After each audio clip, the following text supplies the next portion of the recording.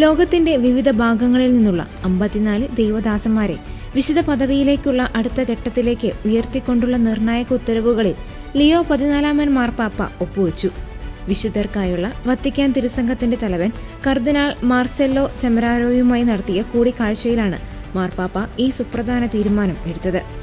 പുതിയ പട്ടികയിൽ ഏറ്റവും ശ്രദ്ധേയമായത് സ്പാനിഷ് മിഷണറിയായ പെഡ്രോ മാനുവൽ സലാഡോ ആൽബയുടെ ജീവിത സാക്ഷ്യമാണ്. ഓഫറിംഗ് ഓഫ് ലൈഫ് എന്ന വിഭാഗത്തിലാണ് ഇദ്ദേഹത്തെ ഉൾപ്പെടുത്തിയിരിക്കുന്നത്.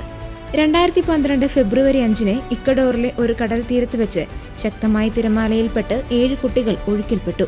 ഒട്ടും മടികാണിക്കാതെ കടലിലേക്ക് ചാടിയ പെട്രോ ഓരോ കുട്ടിയെയും സുരക്ഷിതമായി കരക്കെത്തിച്ചു.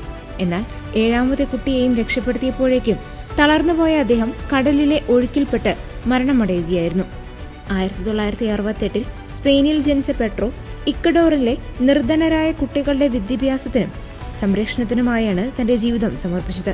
സ്പാനിഷ് ആഭ്യന്തര യുദ്ധകാലത്ത് വിശ്വാസത്തെ പ്രതി കൊല്ലപ്പെട്ട സ്റ്റാൻസിലാവോ ഒർട്ടേഗ ഗാർഷ്യയും 48 സഹപ്രവർത്തകരും ഉൾപ്പെടെയുള്ള 50 പേരെ രക്തസാക്ഷികളായി വത്തിക്കാൻ ഔദ്യോഗികമായി അംഗീകരിച്ചു. കത്തോലിക്ക വിശ്വാസത്തോടുള്ള വിദ്വേഷം മൂലമാണ് ഇവർ കൊല്ലപ്പെട്ടതെന്ന് വത്തിക്കാൻ സ്ഥിരീകരിച്ചു. മറ്റു 3 ദൈവദാസന്മാരുടെ വീരോചിതമായ ഗുണങ്ങളും മാർപ്പാപ്പ അംഗീകരിച്ചു. ഇതോടെ ഇവർ ധന്യൻ എന്ന പദവിയിലേക്ക് ഉയർത്തപ്പെട്ടു.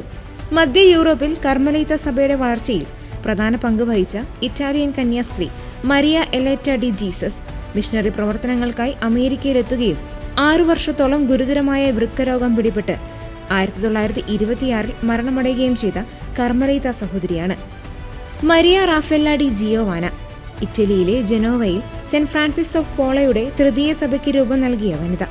ഈ അംഗീകാരത്തോടെ ഈ ദൈവദാസന്മാരുടെ നാമകരണ നടപടികൾ കൂടുതൽ വേഗത്തിലാകും. ഇതിൽ പെട്രോ മാനുവൽ സലോഡോയുടെ ജീവിതം ഇന്നത്തെ കാലഘട്ടത്തിന്റെ ക്രിസ്തീയ സ്നേഹത്തിന്റെ ഉത്തമ ഉദാഹരണമായി സഭ ചൂണ്ടിക്കാട്ടുന്നു.